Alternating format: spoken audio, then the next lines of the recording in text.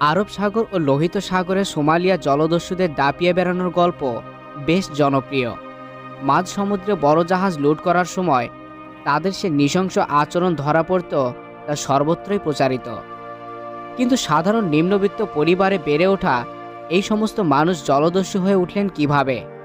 আজকের ভিডিওতে আমরা জানব কেন সোমালিয়ার জেলেরা জলদস্যু হয়ে উঠল। 1650 থেকে 1730 পর্যন্ত জলদস্যুদের দাপট ছিল সবচেয়ে বেশি। আরব সাগর ও লোহিত সাগরের মাঝে আফ্রিকার যে অংশটি, সেটিই সোমালিয়া। চিরকালই দরিদ্রের শিকার এই দেশটি, তবে বিগত শতাব্দীর 90-এর দশকে তা চরম আকার ধারণ করে। 1995 সালে দেশের স্বৈরাচারী শাসক মোহাম্মদ সৈয়দ বারের মৃত্যুর পর দেশ জুড়ে গৃহযুদ্ধ শুরু হয়। চরম অর্থসংকট দেখা দেয় দেশ জুড়ে। তার ফলশ্রুতি হিসেবেই সোমালিয়ার উপকূলে জলদস্যুদের উত্থান ঘটে, যা সমুদ্রপথে বাণিজ্যের ক্ষেত্রে বিভীষিকায় পরিণত হয়। 1991 সালে সোমালিয়ায় সরকার ব্যবস্থা ভেঙে পড়ার পর সোমালিয়ার জলসীমায় বহু ইউরোপীয় জাহাজ রহস্যজনকভাবে ঘোরাফেরা করতে শুরু করে। সোমালিয়া উপকূলের কাছে বিরাট বিরাট ব্যারেল ফেলতে থাকে তারা। জলের তরে ভেসে আসা ওইসব ব্যারেলের তেজস্ক্রিয়ায় বর্জ্য পদার্থ থাকত। এইসব বর্জ্য পদার্থের সংস্পর্শে এসে সোমালিয়ার উপকূলীয় বাসীরা অসুস্থ হয়ে পড়তে শুরু করেন। নানা রকম অদ্ভুত রোগ দেখা দেয় তাদের মধ্যে, এমনকি গর্ভবতীরা বিকলাঙ্গ সন্তানের জন্ম দিতে শুরু করেন। 2005 সালে সুনামির পর এরকম হাজার হাজার ব্যারেলে ভরে যায় সোমালিয়া উপকূল অঞ্চল।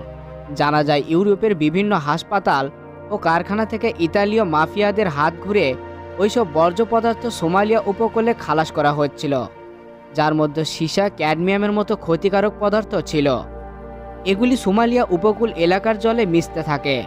বিষয়টি জানাজানি হলেও এ নিয়ে কোনো উচ্চবাক্য করতে দেখা যায়নি ইউরোপীয় সরকারগুলোকে। ক্ষতিগ্রস্ত সোমালিয়াদের ক্ষতিপূরণের ব্যবস্থাও করা হয়নি। ওই একই সময়ে ইউরোপীয় মাছ ধরার জাহাজগুলো সোমালিয়া উপকূলে ভিড় করতে থাকে। সেখান থেকে মাছ লুট করে নিয়ে গিয়ে ব্যবসা ফুলে ফেঁপে উঠতে থাকে তাদের। এতে স্থানীয় জেলেরা জীবিকাহীন হয়ে পড়তে থাকেন। ধীরে ধীরে তারা নিজেরাই এই লুট রুখতে তৎপর হন। বেআইনিভাবে ইউরোপীয় দেশ থেকে যে সমস্ত জাহাজ তাদের উপকূল থেকে মাছ ধরে নিয়ে যাচ্ছিল এবং ক্ষতিকারক বর্জ্য ফেলে উপকূলকে দূষিত করছিল, তাদের তাড়াতে সোমালিয়া উপকূলের অধিবাসীদের একাংশ ছোট ছোট নৌকো এবং স্পিডবোট নিয়ে নিজেরাই জলে নেমে পড়েন। কিন্তু বড় বড় জাহাজগুলির সঙ্গে কিছুতেই বুঝে উঠতে পারছিলেন না সোমালিয়ার সাধারণ মানুষ। মাছ ধরার জাহাজগুলোর উপর কিছুতেই শুল্ক বসাতে পারছিলেন না তারা।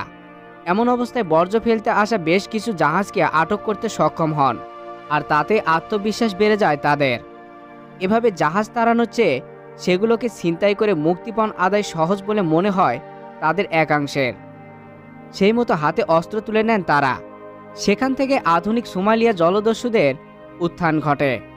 সমুদ্রে নারী নক্ষত্র সম্পর্কে ওয়াকিবহাল হওয়ায় স্থানীয় জেলে ও প্রাক্তন সেনা সদস্যের একাংশ মিলে জলদস্যু দল তৈরি করতে শুরু করেন।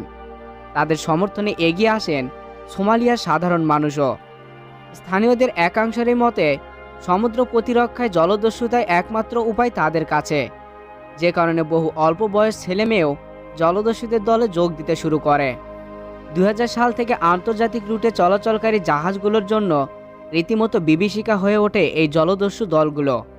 বিদেশি পণ্যবাহী জাহাজ ছিনতাই করে মুক্তিপণের মাধ্যমে টাকা রোজগার করতে শুরু করে তারা।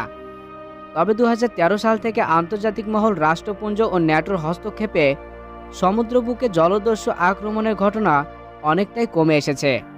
তবে এটা সত্য যে প্রতিটা মানুষ এবং প্রতিটা জাতি নির্যাতন, নিপীড়ন সহ্য করতে করতে একসময় যখন তারা রুখে দাঁড়ায়, তখন তাদের থেকে হিংস্র আর কেউ হয় না। তো ভিডিওটি কেমন লেগেছে তা অবশ্যই কমেন্ট করে জানাবেন, এবং এমনই ইন্টারেস্টিং ইনফরমেটিভ ভিডিও পেতে চাইলে অবশ্যই আমাদের এই ছোট্ট চ্যানেলটিকে সাবস্ক্রাইব করে রাখবেন। তো দেখা হচ্ছে নতুন আরেকটি ভিডিওতে। সবাই ভালো থাকবেন। আল্লাহ হাফেজ।